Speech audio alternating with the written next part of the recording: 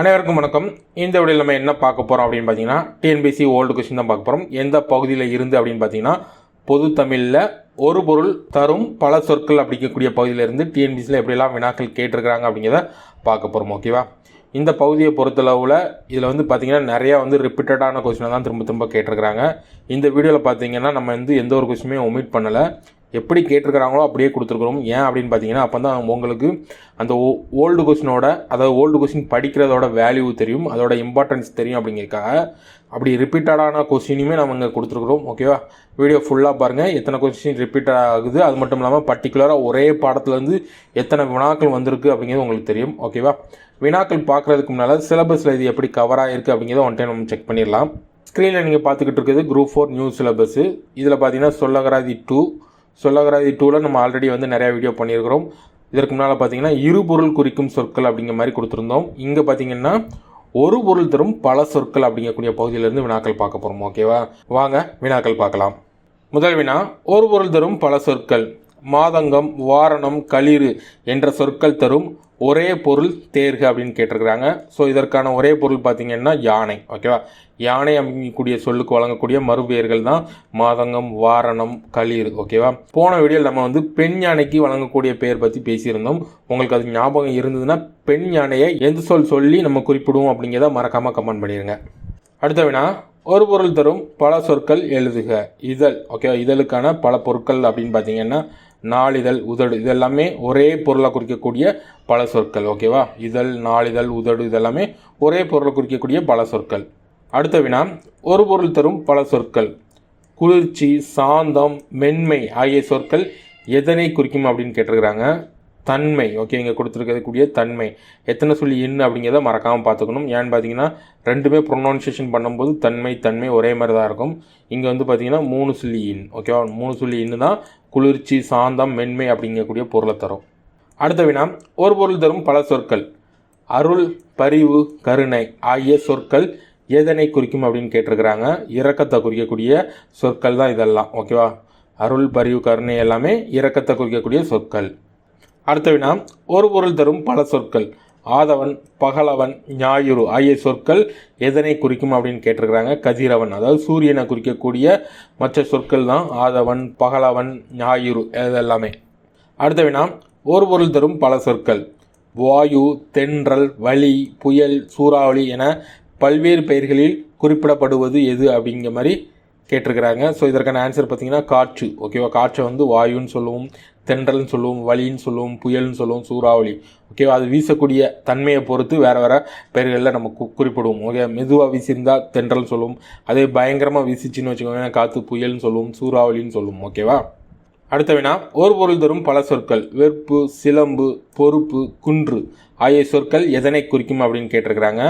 மலையை குறிக்கக்கூடிய மற்றொரு சொற்கள் தான் இதெல்லாமே. வெறுப்பு, சிலம்பு, பொறுப்பு, குன்று இதெல்லாமே. ஓகேவா? அடுத்த வினா ஆல்ரெடி நம்ம பார்த்த வினா தான். ஓகேவா? அப்படியே உல்டாவாக கேட்டிருக்கிறாங்க. சூரியனை குறிக்கக்கூடிய சொற்கள் என்னன்னு கேட்டிருக்கிறாங்க. கதிரவன், ஆதவன், பகலவன், ஞாயிறு இதெல்லாமே சூரியனை குறிப்பிடக்கூடிய பல சொற்கள். அடுத்த வினா, சூம்பல், சிவியல், அலியல் ஆகிய சொற்கள் எதனை குறிக்கும் அப்படின்னு கேட்டிருக்கிறாங்க. கெட்டுப்போன காய்கனி வகையை குறிக்கக்கூடிய சொற்கள் தான் இதெல்லாமே. ஓகேவா? இந்த வினா பார்த்தீங்கன்னா ரொம்ப இம்பார்ட்டன்ட். அது மட்டும் இல்லாமல் இந்த வினா இடம்பெற்றுள்ள பாடத்தில் இருந்து, அதாவது 10th பார்த்தீங்கன்னா இது இருக்கும். ஸோ இதுலேருந்து எத்தனை வினாக்கள் வந்திருக்கு அப்படிங்கிறத பாருங்கள். அடுத்த வினா, கொழுந்து வகை. ஓகேவா? இதுவுமே பார்த்தீங்கன்னா அது அந்த பாடத்துலேருந்து கேட்ட வினா தான். ஒரு பொருள் தரும் பல சொற்கள். கொழுந்து வகை. ஓகேவா? துளிர், தளிர், குருத்து இதெல்லாமே கொழுந்து வகையை குறிக்கக்கூடிய பல சொற்கள். அடுத்த வினா, ஒரு பொருள் தரும் பல சொற்கள். கொத்து, குலை, தாறு, கதிர் முதலான சொற்கள் எதனை குறிக்கும் அப்படின்னு பார்த்தீங்கன்னா குலை வகை. ஓகே, குலை வகையை குறிக்கக்கூடிய சொற்கள்.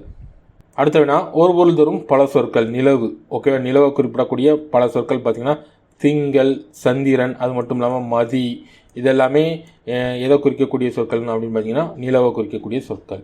அடுத்த வினா, ஒரு பொருள் தரும் பல சொற்கள். அடிவகை. ஓகேவா? தாள், தண்டு, கோல் இதெல்லாமே தாவரங்களோட அடிவகையை குறிக்கக்கூடிய மற்ற சொற்கள். ஓகேவா? தாள், தண்டு, கோல். அடுத்த வினா, ஒரு பொருள் தரும் பல சொற்கள். உறைகிணறு, ஊருணி, அகழி, அணை இதெல்லாமே எதை குறிக்கக்கூடிய சொற்கள் அப்படின்னு பார்த்தீங்கன்னா நீர்நிலையை குறிக்கக்கூடிய சொற்கள். நீர்நிலையை குறிப்பிடக்கூடிய சொற்கள். அடுத்த வினா, ஒரு பொருள் தரும் பல சொற்கள். மொழி, ஓகேவா, மொழியை பார்த்தீங்கன்னா பதம், கிளவி, சொல், இந்த மாதிரி பல வகையில் குறிப்பிடலாம். ஓகேவா, பதம், கிளவி, சொல் அப்படிங்கிற மாதிரி பல வகையில் குறிப்பிடலாம். அடுத்த வினா, ஒரு பொருள் தரும் பல சொற்கள். ஓகேவா, வடு, மூசு, கவ்வை, கச்சல் முதலான சொற்கள் எதனை குறிக்கும் அப்படின்னு பார்த்தீங்கன்னா பிஞ்சு வகையை குறிக்கும். ஓகேவா, பிஞ்சு வகையை குறிக்கக்கூடிய சொற்கள் தான் வடு, மூசு, கவ்வை, கச்சல் எல்லாமே. அடுத்த வினா, ஒரு பொருள் தரும் பல சொற்கள். ஓகேவா, நம்ம ஆல்ரெடி பார்த்தது தான். சூம்பல், சிவியல், சொண்டு, அழியல் இதெல்லாமே பார்த்தீங்கன்னா கெட்டுப்போன காகினியை குறிக்கக்கூடிய சொற்கள். அடுத்த வினா, ஒரு பொருள் தரும் பல சொற்கள். இலை வகை. ஓகேவா, இலை வகையில் தாள், தோகை, ஓலை இதெல்லாமே இலையை குறிப்பிடக்கூடிய சொற்கள். அடுத்த வினா, ஒரு பொருள் தரும் பல சொற்கள். ஓகேவா, மூசு, கவ்வை, நுழாய், கருக்கள் இதெல்லாமே பிஞ்சு வகையை குறிப்பிடக்கூடிய சொற்கள். ஆல்ரெடி மூசு, கவ்வை, கச்சல் இதெல்லாமே நம்ம பார்த்தோம். எக்ஸ்ட்ரா பார்த்தீங்கன்னா நுழாய், கருக்கள் இதெல்லாமே பிஞ்சு வகையோட சேர்ந்தது அப்படிங்கிற மாதிரி குறிப்பிட்டிருக்கிறாங்க. ஓகேவா, இப்போ நம்ம பார்த்துக்கிட்டு இருக்க வினாக்களை பார்த்தாலே உங்களுக்கு ஒரு விஷயம் புரியும். ஏன் அப்படின்னு பார்த்தீங்கன்னா இந்த 10th புக்லேருந்து எவ்வளோ வினாக்கள் கேட்டிருக்கிறாங்க, பர்டிகுலராக ஒரே பாடத்துலேருந்து எவ்வளோ வினாக்கள் கேட்டிருக்கிறாங்க அப்படிங்கிறது உங்களுக்கு புரியும். நிறைய பேர் படிக்கும்போது இந்த பாடம் படிக்கிறது ரொம்ப கஷ்டமாக இருக்குது அப்படிங்கிற மாதிரி ஒமிட் பண்ணுவாங்க. இந்த ஓல்டு கொஸ்டின் எல்லாமே பார்த்து முடிக்கும்போது உங்களுக்கு அந்த பாடத்தோட இம்பார்ட்டன்ஸ் உங்களுக்கு ரொம்ப தெரிய வரும். ஓகேவா, அதனால் வீடியோ ஸ்கிப் பண்ணாமல் கடைசி வர பாருங்கள். அடுத்த வினா, ஒரு பொருள் தரும் பல சொற்கள். ஆல்ரெடி பார்த்தது தான். கொத்து, தாறு, கதிர், சீப்பு இது எல்லாமே பார்த்தீங்கன்னா குலை வகையை சார்ந்த சொற்கள். அடுத்த வினா, ஒரு பொருள் தரும் பல சொற்கள் அறிதல். மலைக்குகை. ஓகே, மலைக்குகையை குறிக்கக்கூடிய பிற சொற்கள் அப்படின்னு பார்த்தீங்கன்னா பிலம், முளை இதெல்லாமே மலைக்குகையை குறிக்கக்கூடிய சொற்கள்.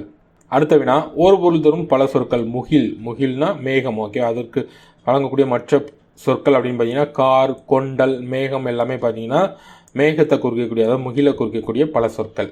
அடுத்த வினா, தாவரத்தின் நுனி பகுதிகளை குறிக்கும் சொற்களுள் அல்லாதது எதுன்னு கேட்டிருக்காங்க. அல்லாததுன்னு கேட்டிருக்கிறாங்க அப்படின்னு பார்த்தீங்கன்னா துளிர், குருத்து, முறி எல்லாமே பார்த்தீங்கன்னா தாவரத்தோட நுனிப்பகுதியை குறிக்கக்கூடிய மற்ற சொற்கள். தொகை அப்படிங்கிறது பார்த்தீங்கன்னா கிடையாது. தொகை அப்படிங்கிறது பார்த்தீங்கன்னா இலை வகை.